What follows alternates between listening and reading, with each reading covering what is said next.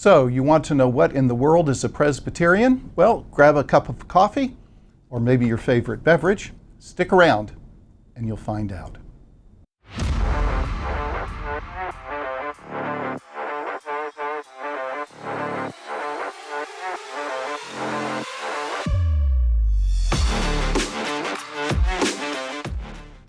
Hi, I'm John Judson, and I want to welcome you to this series of videos about what in the world is a Presbyterian. To put it simply, Presbyterians are Christians who believe certain things and govern themselves in certain ways. In this video, we're going to be talking more about how they govern themselves. Specifically, we're going to be talking about this thing called the session. So, what is the session? The session is the ruling body of the congregation. It is composed of elders who are nominated by and elected by the congregation, along with the ministers of word and sacrament, or pastors, who are installed in the church. Now, the thing about elders in the Presbyterian Church is that elders are elected, just like pastors are elected, and they are ordained, just like ministers are ordained. And then they are installed for a particular period of service, normally 3 years with 3 rotating classes. And so the session is composed of the ministers of word and sacrament and all installed elders. Now, you could also have what's called a commissioned ruling elder, who could be on session if that person has been commissioned by the presbytery to moderate the session. Now, why is it called the session? I have to say, over all my years in ministry, I never really knew. But for these videos, I decided I would look it up. Well, it begins with the Latin word sedere, which means to sit.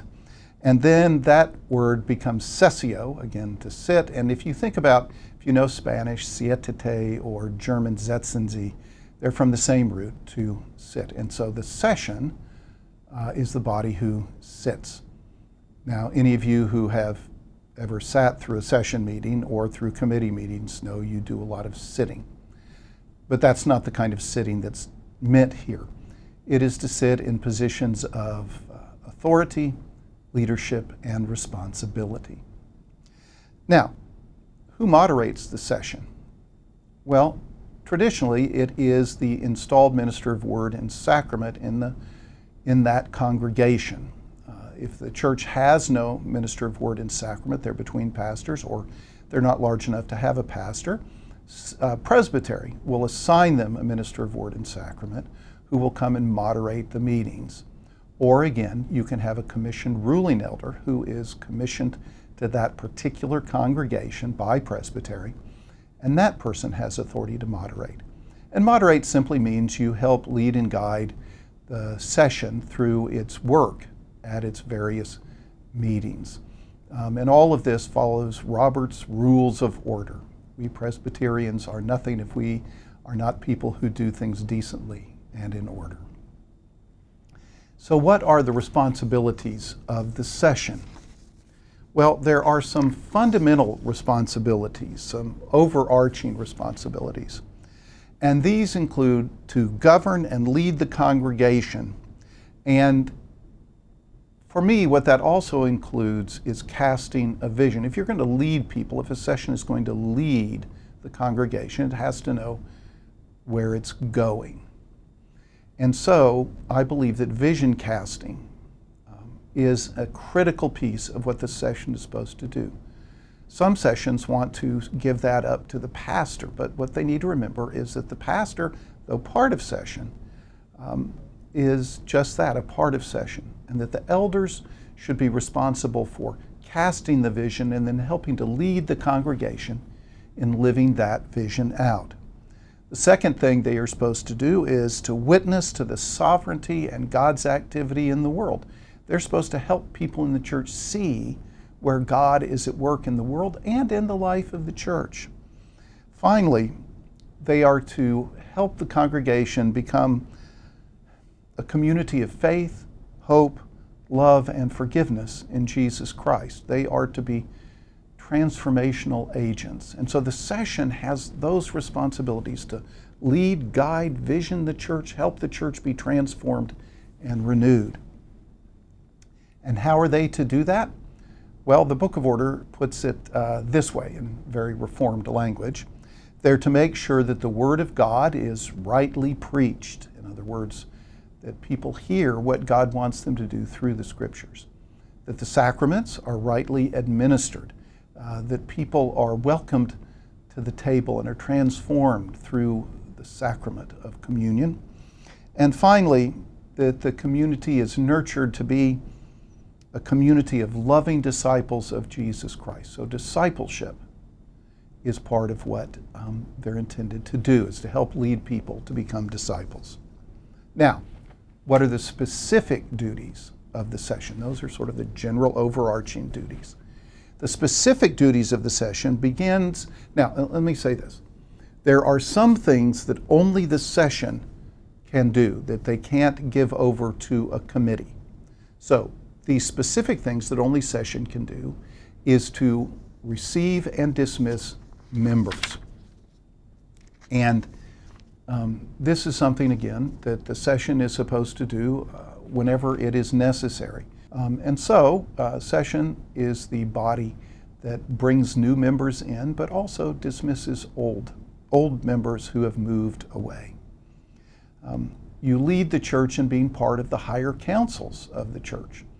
In other words, you help send people to presbytery, and elders will go to presbytery or synod or general assembly or be active on presbytery committees. And session is supposed to be intentional about trying to recruit its members to be active in the larger and wider church.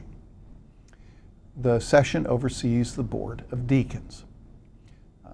Many churches don't have deacons, but deacons are those who are assigned to the ministry of compassion, and we'll have a video later that talks more about deacons, but the session oversees the board of deacons. The session is to serve in judicial matters. One of the hallmarks or marks of being a Reformed church is exercising discipline. And it is the session who is sort of the court of the church, that if there's a complaint of one member against another in the life of the church, it is the session who will sit and decide the matters and the issues. And just a reminder that the rules of discipline are not there to oppress people, but they're there intended to restore people into the full life of the church. Finally, the session is to be the gatekeeper of theology, that they're supposed to say this curriculum is reformed, this curriculum is not reformed. These actions or things that are being taught are appropriate for Presbyterians or they're not. And so you're the theological gatekeepers of the church. Now, there are some things, though, that the session is responsible for that it can delegate to committees. These are programs of education, nurture, and discipleship. You can have a discipleship committee or a Christian education committee, and you can ask that committee to oversee those programs, but the session ultimately is responsible for them. Second, you are to encourage, the session is to encourage generosity in stewardship. Again, you can have a stewardship committee, but the session is finally responsible. The session employs administrative staff. Now, meaning the session is ultimately responsible for hiring and firing for terms of call being recommended to the congregation for pastors, but you hire and fire staff. And you can assign this to, say, a personnel committee or a staff relations committee, but ultimately, responsibility of the session. You care for the property. You take care of your building and grounds, and most churches I know hand this off to either a property committee or to the trustees, some even to the deacons, though I'm not sure why, but they do. But you're responsible for making sure that you have insurance on your property and that the property is maintained in good order so that people feel great when they come to visit your church. So how often does session meet? According to the Book of Order, session needs to meet at least quarterly. But most churches I've been a part of meet 11 times a year on stated meetings, meaning meetings that are held on a regular basis, taking July off, though some churches meet 12 months out of the year. And you can also, though, have what are called meetings. These are meetings for specific purposes. Now, the thing about called meetings, one, you have to give people adequate time to be sure that they can be there. There has to be adequate notice. Second, you have to have an agenda that lays out everything that's going to be discussed. And the agenda has to go out before the meeting. You don't want people showing up and saying, oh, wait, I didn't know we were going to talk about this. And finally, in the called meeting, you can only talk about, discuss, and vote on things that are in the call for the meeting, meaning the agenda for the meeting. Those are some things about called meetings. Now, what's a quorum? That's up to you. Every church is supposed to have a manual of operations. The session is supposed to have approved a manual of operations. And in the manual of operations, there should be a section about quorum. Quorum for called meetings, quorum for stated meetings, quorums for congregational meetings. And so the quorum is up to you. Now, there are 3 roles, and this is like roll books that the session is supposed to keep. These are active members, meaning people who are actively involved in the life and work of the church. Baptized members, these are children who have, or youth who have been baptized into the congregation but not yet confirmed. And then affiliate roles. Now, affiliate members are people who may be in the area going to college or for a short-term work assignment and want to be affiliated with a congregation but don't want to transfer their membership. And that's the affiliate roles. And those need to be looked at and reviewed every year. And the roles, the active roles, are supposed to be reviewed at least annually. And the question asked, how many of these people are really active in the life of the church? They give or they participate, or there's a reason that they can't be active. And then the roles should be regularly cleaned, but there's more discussion in the Book of Order about how to do that. Now, the session is also responsible for 3 registers. These registers are a listing of all the ordained and installed elders in the church, all ordained and installed deacons in the church, and all installed ministers of word and sacrament. You're supposed to keep those registers. Now, the last piece is finances. The session oversees the finances of the church. The session sets the budget. The congregation doesn't set the budget or vote on the budget. The session approves the budget. The session oversees the finances. The session makes sure that everything balances. The session makes sure that it has adequate funds to pay its bills. The session should look monthly to be sure that the financial house of the church is in order. The session is responsible for making sure that there are good financial controls, that the finances of the church are not set up so that someone can steal from the church. And part of doing this is that you are supposed to have an annual review of the books, financial review. You don't necessarily have to have an annual audit, but you're supposed to have a financial review.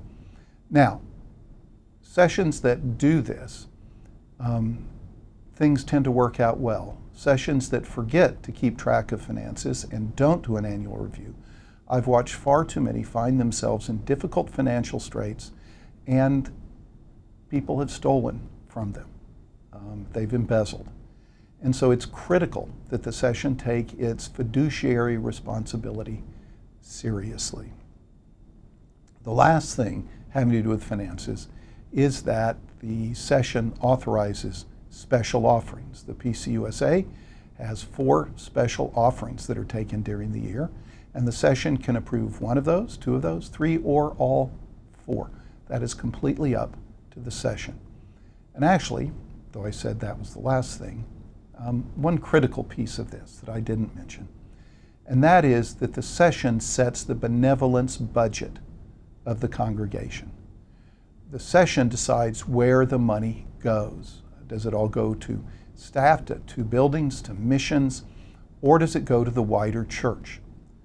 The wider church can never tell the session, you must give us X amount of money. That is a responsibility of the session.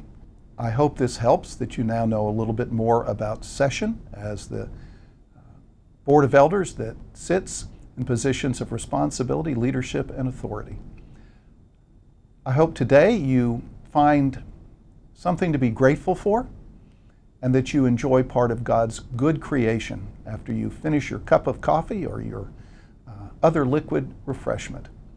Have a wonderful day and thanks for watching.